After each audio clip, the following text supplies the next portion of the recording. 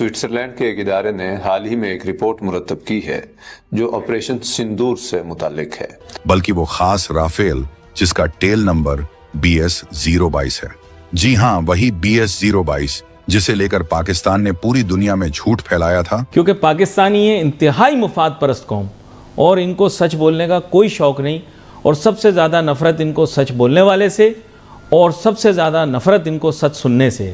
और इस रिपोर्ट में ये कहा गया है कि जो मई 2025 में इंडिया और पाकिस्तान के बीच में कॉन्फ्लिक्ट हुआ था, उसमें मजमूई तौर पर इंडिया को एयर सुपीरियरिटी हासिल थी। विमानों के झुंड में एक ऐसा फाइटर जेट भी शामिल था जिसे देखकर पाकिस्तान के डिफेंस एनालिस्ट और उनके प्रोपेगेंडा फैलाने वाले हैंडलर्स के पैरों तले से जमीन खिसक गई है। पाकिस्तान कुछ मातम के अंदर घुस गया है क्योंकि कुछ नई नई डिटेल्स निकल रही हैं ऑपरेशन सिंदूर के बारे में। एंड ऑफ कोर्स एक think tank, Swiss think tank ने भी रिपोर्ट निकाली। जिधर हमें जितना डैमेज हुआ है हमें पता नहीं चलता है कि हम जीत गए हैं या हार गए।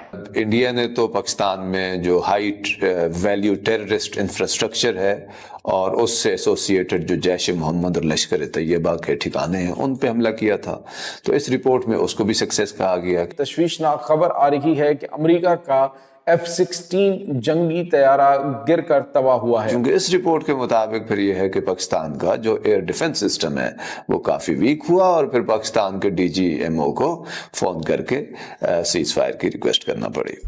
जय हिंद दोस्तों, स्वागत है आपका आपके चैनल जय भारत में। दोस्तों, ऑपरेशन सिंदूर के तहत पाकिस्तानी आर्मी ने कहा था कि BS-022 राइफल को उन्होंने मार गिराया तथा उसकी कमजोरी को पूरी दुनिया के सामने व्यक्त किया था, परंतु ये घटना पूर्णतः रूप से गलत साबित हुई है।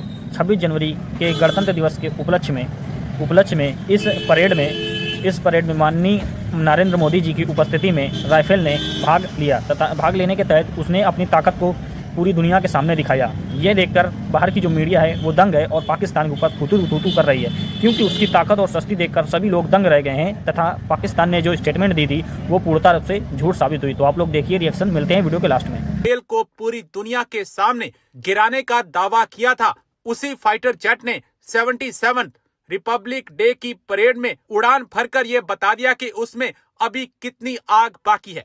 दरअसल ऑपरेशन सिंदूर के दौरान पाकिस्तान ने झूठा दावा किया था कि उसने भारतीय वायुसेना के राफेल फाइटर जेट BS-022 को मार गिराया था। वहीं पाकिस्तान के इस झूठे दावे की पोल तब खुल गई जब राफेल फाइटर जेट BS-022 गणतंत्र दिवस समारोह में आयोजित होने वाली फ्लाई पास्ट में शामिल हुआ और अपने ताकत का लोहा पूरी दुनिया के सामने पेश किया।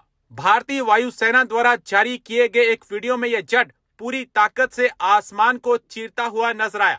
अब राफेल BS-022 की इस उड़ान ने पाकिस्तान के गले में सच का जोरदार तमाचा मारा है। स्विट्जरलैंड के एक इदारे ने हाल ही में एक रिपोर्ट मुरतब की है जो ऑपरेशन सिंदूर से मुतालिक है, और इस रिपोर्ट में ये कहा गया है कि जो मई 2025 में इंडिया और पाकिस्तान के बीच में कॉन्फ्लिक्ट हुआ था, उसमें मजमूई तौर पर इंडिया को एयर सुपीरियरिटी हासिल थी। ये रिपोर्ट स्विट्जरलैंड के जिस इदारे ने कायम की है, ने मुरतब की है, उस इदारे का नाम है centre for military history and prospective studies. ये 1969 से काम कर रहा है और ये स्विट्जरलैंड के शहर पुली में बेस्ड है। इस रिपोर्ट को उन्होंने CHPM एक्सप्लोरेटरी नोट नंबर 1 का नाम दिया है। CHPM उस इदारे का एक तरह से एब्रीविएशन है और इस रिपोर्ट का नाम है ऑपरेशन सिंदूर द इंडो पाक एयर वार 7 से 10 मई 2025। इस रिपोर्ट को लेकर इंडिया में बहुत बात हो रही है, उनके मीडिया में इसके हवाले से काफ़ी हाइप है। 88 घंटे ये जंग जारी रही तो उसमें किसको बर्तरी हासिल रही, तो इसमें ये रिपोर्ट फिर ये नतीजा अखज़ करती है कि ओवरऑल बर्तरी इंडिया को हासिल रही। अब हम थोड़ा सा इसका जायज़ा भी लेंगे कि इस रिपोर्ट में ये बात क्यों की जा रही है और किस हद तक हम इसको सही मान सकते हैं।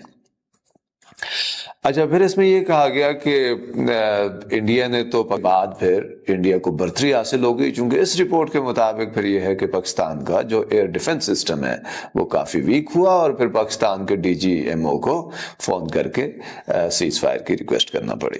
पाकिस्तान कुछ मातम के अंदर घुस गया है क्योंकि कुछ नई नई डिटेल्स निकल रही हैं ऑपरेशन सिंदूर के बारे में, एंड ऑफ कोर्स एक think tank, Swiss think tank ने भी रिपोर्ट निकाली। बहुत सारी चीजें हैं मेरे को आपको दिखाने के लिए, तो जरा स्विस थिंक टैंक की भी बात करेंगे।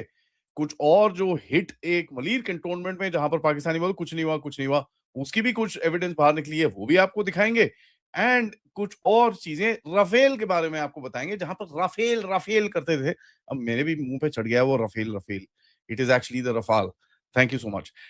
ये बड़ा इंटरेस्टिंग है कि अगर आप देखें, पहले तो मैं आपको बताऊं कि भाई ये रिपब्लिक डे था, इसके अंदर काफी सारे जबरदस्त वेपन्स दिखाए गए, और जो hypersonic weapons, long range antiship weapons और ये सब चीजें दिखाई गई, उसका मेल्टडाउन ऑनलाइन आप पाकिस्तान में ऑलरेडी देख रहे हैं। ऑफ कोर्स ये वेपन्स एक शोकेस है, एक शो ऑफ है, हम तो अपना दिखाएंगे, कोई हमारे पास तो है चीजें तो हम दिखाएंगे, उसके अंदर कोई बात नहीं है।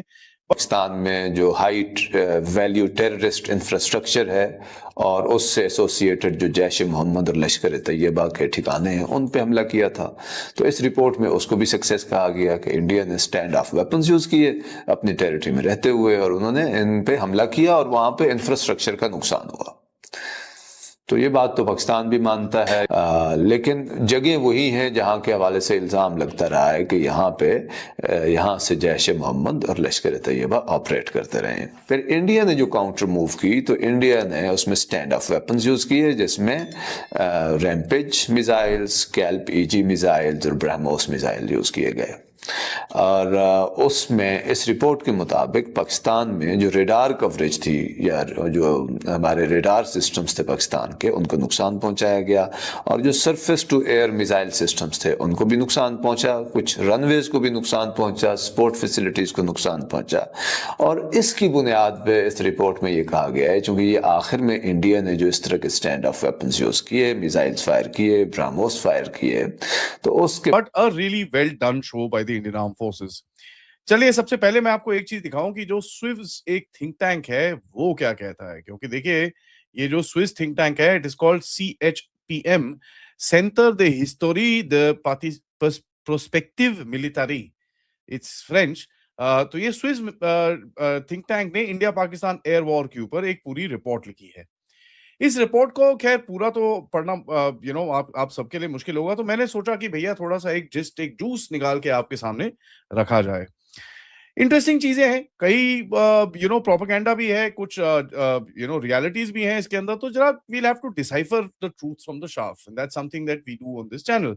सबसे पहले उन्होंने बोला कि जो प्राइमरी ऑब्जेक्टिव था, देखिए मिलिट्री के अंदर सबसे बड़ी चीज होती है fixation and sustenance of your objective. आपका ऑब्जेक्टिव क्या था, उसकी तरफ आपका कितना प्लान है और किस तरह से आपने उस ऑब्जेक्टिव को मीट करा है।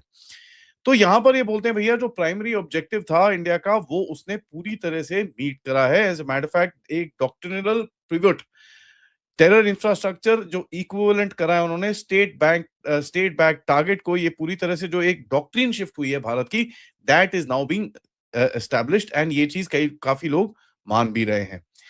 एस्केलेशन कंट्रोल के ऊपर उन्होंने बात करी कि भाई Bharat was on top of the escalation ladder, and पूरी तरह से जिस तरह से जो भी टैक्टिक्स भारत ने करी, पूरी तरह से जो एंड स्टेट जो था उस कॉन्फ्लिक्ट का, पूरा डिक्टेट भारत ने ही किया था। उसके बाद पाकिस्तान का न्यूक्लियर शील्ड फॉर प्रॉक्सीज के बारे में बोला गया कि भैया ये जो न्यूक्लियर शील्ड है ये अब काम में नहीं आने वाला है। आई होप आपने वीडियो में एंजॉय किया होगा। तो ऐसे ही वीडियो देखने के लिए सब्सक्राइब कीजिए जय भारत चैनल को। हमारे चैनल पे आपको Pakistani reactions, Pakistani girls reactions, Pakistani media reactions, Pakistani funny reactions, Pakistani cricket update, Pakistani last update व वर्ल्ड न्यूज़ व पाकिस्तान की छोटी बड़ी न्यूज़ हमेशा मिलती रहेगी। तो मिलते हैं नेक्स्ट वीडियो में, जब तक के लिए जय हिंद जय भारत।